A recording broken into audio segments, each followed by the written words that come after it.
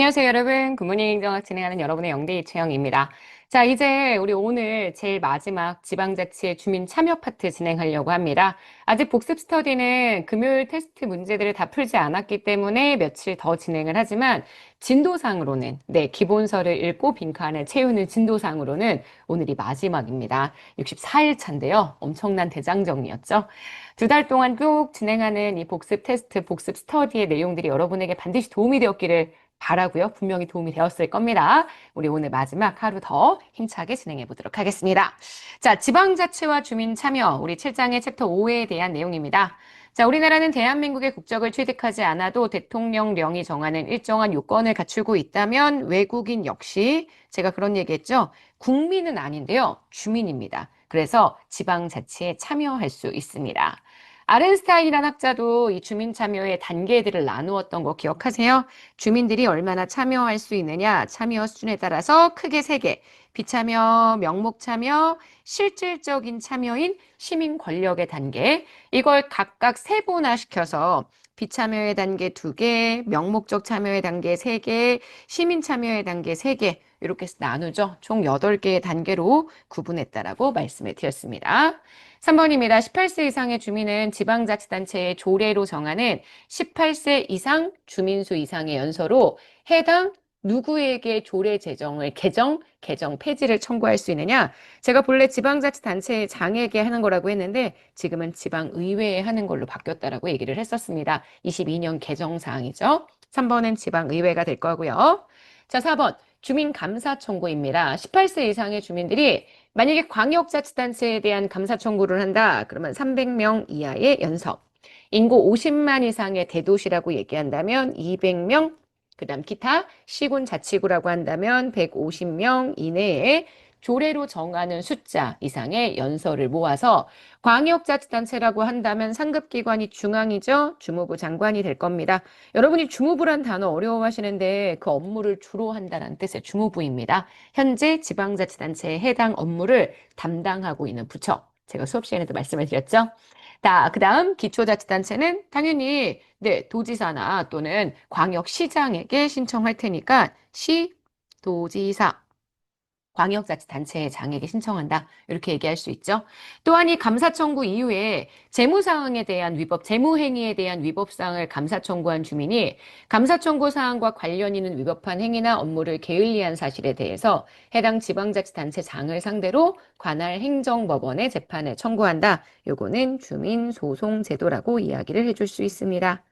자, 6번입니다. 18세 이상의 주민, 지방의회, 그리고 중앙행정기관의 장, 그 다음 지방자치단체의 장, 주민투표를 할 수 있고요. 사실 이들이 요구하면 이해가 하죠.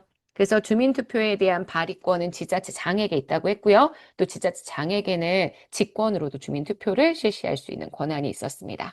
주민투표의 결과, 주민투표권자 총수의 4분의 1, 여기 4가 빈칸이었는데 4분의 1 이상의 투표, 유효 투표수의 과반수 득표를 해주게 되면 요거는 주민투표의 내용이 확정되는 조건입니다. 그래서 요 정족수를 좀 정확하게 기억하시라고 얘기했던 거 기억하시죠?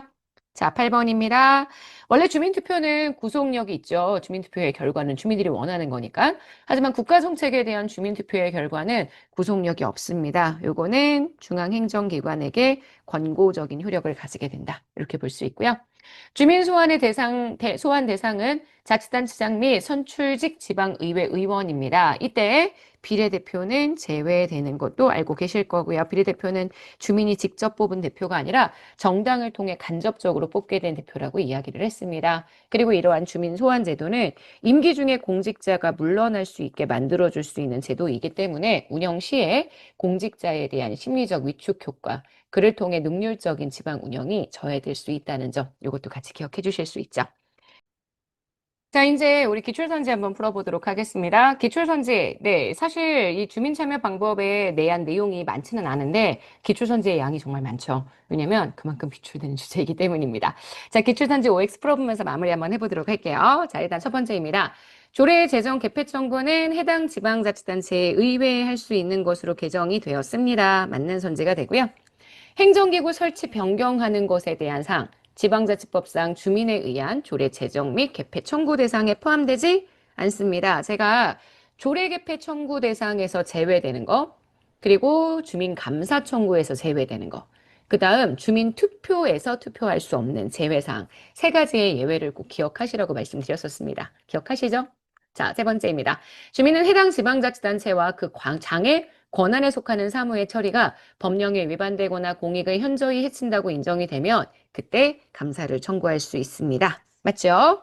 자, 주무부 장관이나 시도지사가 감사 청구를 수리하면, 그러니까 주무부 장관은 광역자치단체에 대한 감사, 시도지사는 기초자치단체에 대한 감사, 이 감사 청구를 수리한 날로부터 60일 이내에 감사 청구된 사항에 대해 감사를 끝내는 것을 원칙으로 합니다. 맞습니다.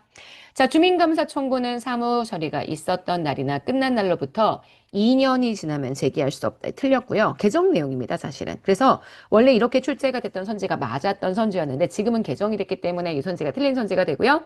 이 뒤에 있는 게 맞는 선지가 되죠. 3년이 기준입니다. 주민감사 청구는 사무 처리가 있었던 날, 끝난 날로부터 3년이 지나면 제기할 수 없습니다. 맞죠? 자, 주민소송은 주민감사 청구를 한 모든 사항에 대해서 진행할 수는 없고요. 재무행위에 대해서, 재무상의 위법행위에 대해서 진행할 수 있기 때문에 지금 보시는 요액은 T인 선지가 되고요. 주민소송은 다수 주민의 연설을 필요로 하지 않는다. 네, 필요로 하지 않습니다. 왜? 이미 주민감사 청구를 하면서 연설을 받았기 때문에 주민감사 청구의 연서로 내용을 그냥 보죠. 주민소송은 감사 청구하고 난 다음에 진행을 하는 거여서 주민소송 자체가 연설을 필요로 하지는 않습니다. 맞는 선지가 됩니다.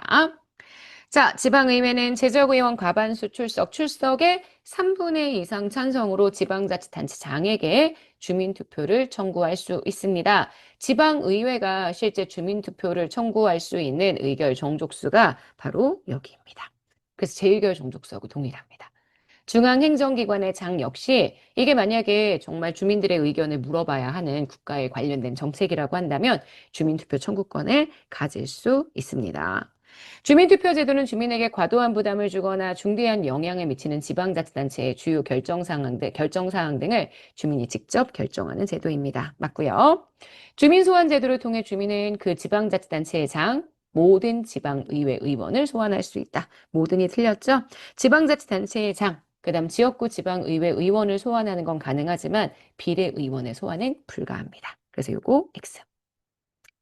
자, 선출직 지방공직자의 임기 개시일로부터 1년이 경과하지 아니한 때, 임기 만료일로부터 1년 미만일 때, 이때는 주민 소환 투표의 실시가 불가합니다.